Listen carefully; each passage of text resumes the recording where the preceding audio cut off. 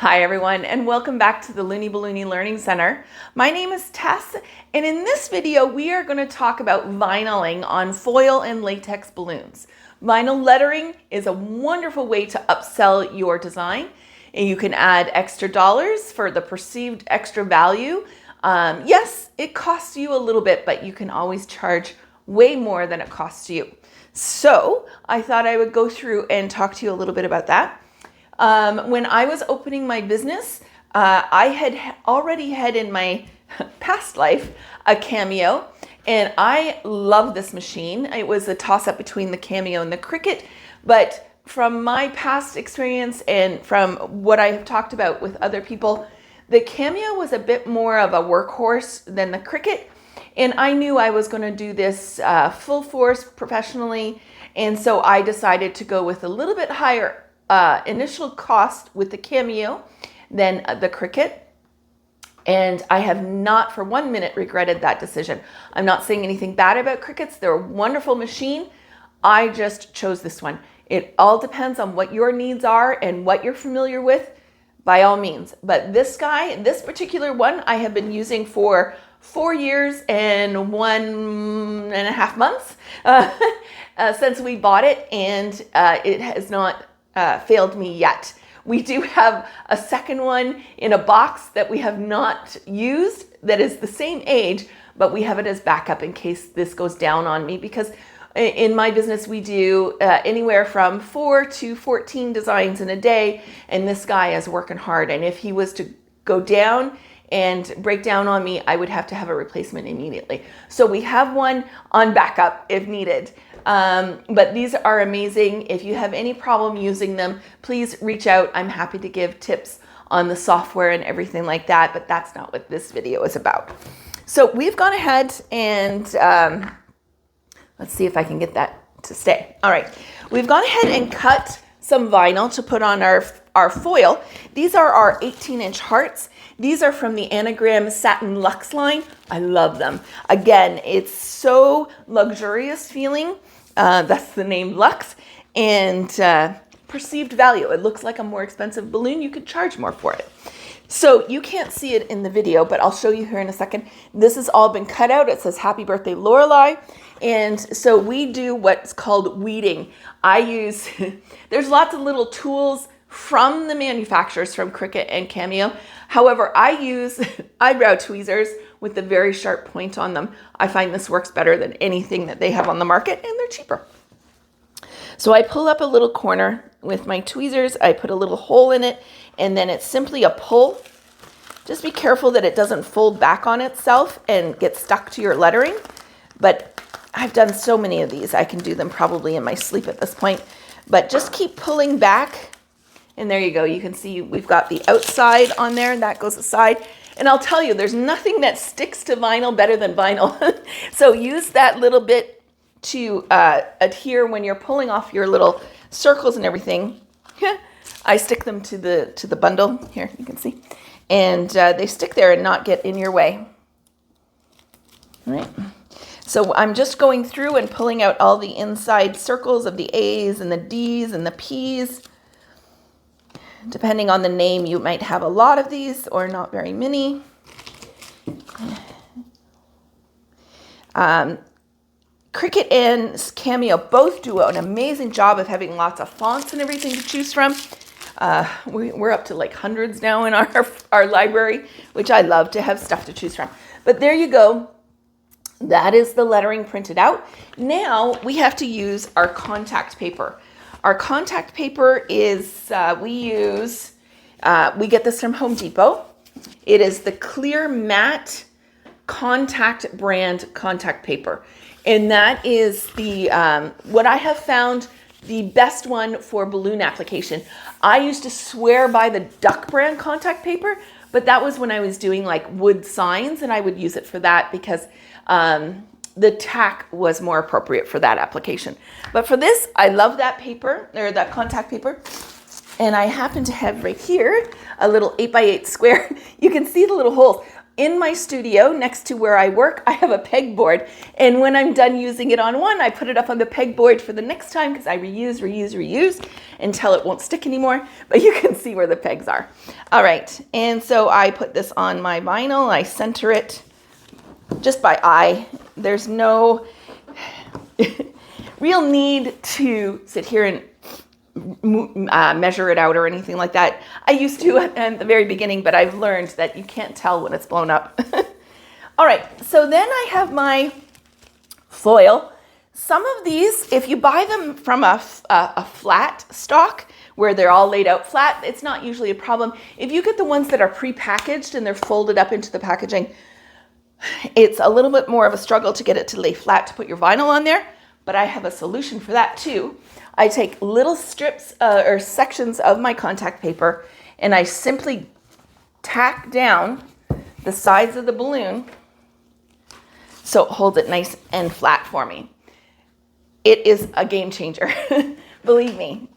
Then, to make sure that your lettering is adhered really well to your contact paper, you need a scraper. In our studio, we call it the scrapey-doo.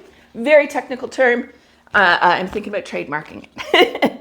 No, it's what we call it. And you simply just scrape the top to make sure there's no air bubbles and there's full contact between the contact paper and your lettering. All right. And by doing that, it makes it just pull off ever so easily, hopefully. Sometimes, and it depends on the vinyl you're using, how well it comes off as well. I use Oracle 631. I used to use the 651 because it's supposed to have a better adhesion length, but it's horrible to work with. It's really hard to come off. So I prefer the 631. It's a little bit easier to get off the contact paper.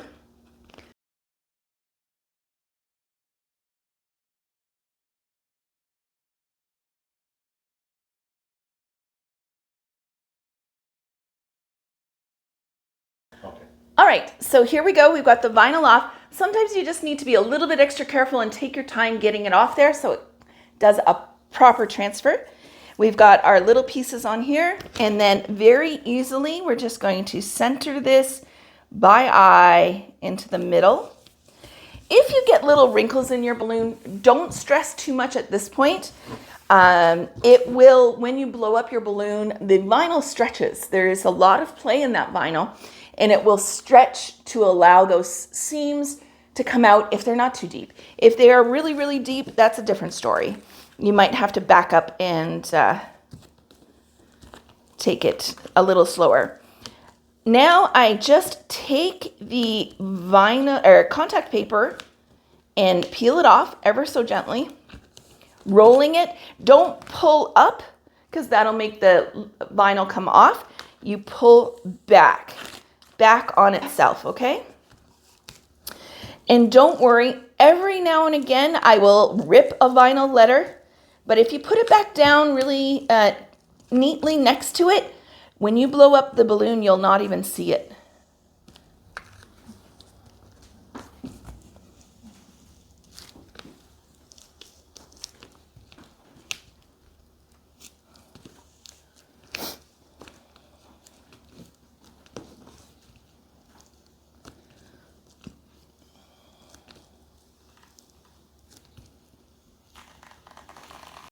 And there we go. The contact paper has come right off clean. I'll save that for the next one. And I take off my little stabilizers for my balloon. And there is your finished product. We'll go ahead and pump it up.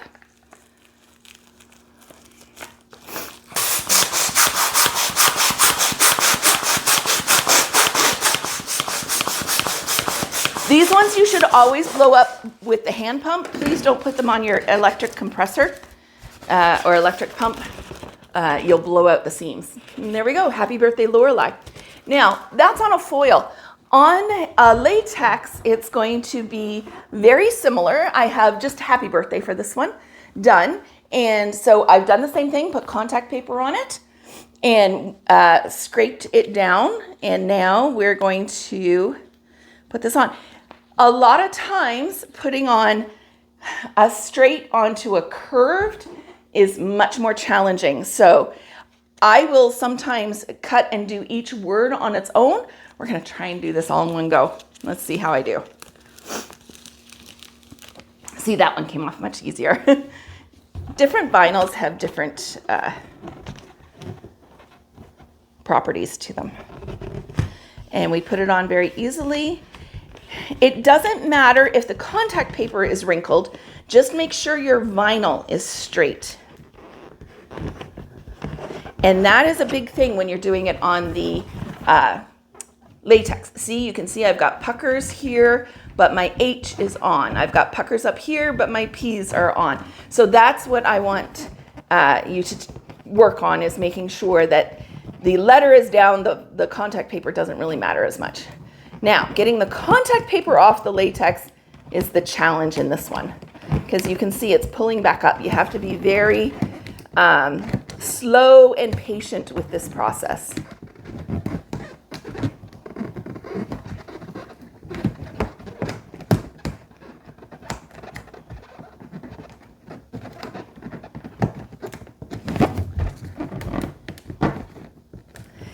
And sometimes, so see, I was just struggling with that B. I couldn't get it to come off. So I'm going to change my tactic and come up here and pull all these down. And maybe then coming from a different direction, that B is going to be a little bit easier.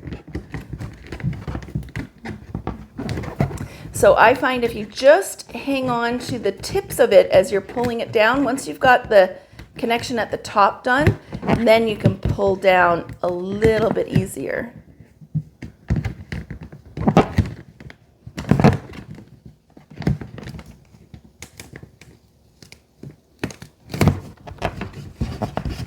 So that's happy done.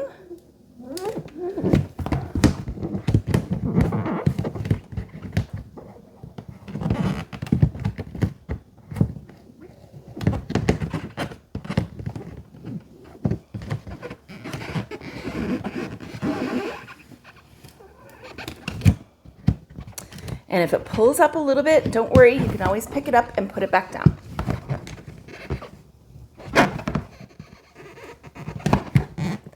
So I use it on latex primarily, mostly in garlands. I will, on a latex balloon in a garland, add their happy birthday in their name, or happy anniversary, or congratulations. There's lots of different occasions for all this. But I will tell you that when a client comes in and they see the setup we've done, they love it. But once they see their name on a balloon, their face just lights up, and it is amazing. Some people have unique names and they've never seen their name on something, so having it on a balloon is spectacular. And there we go.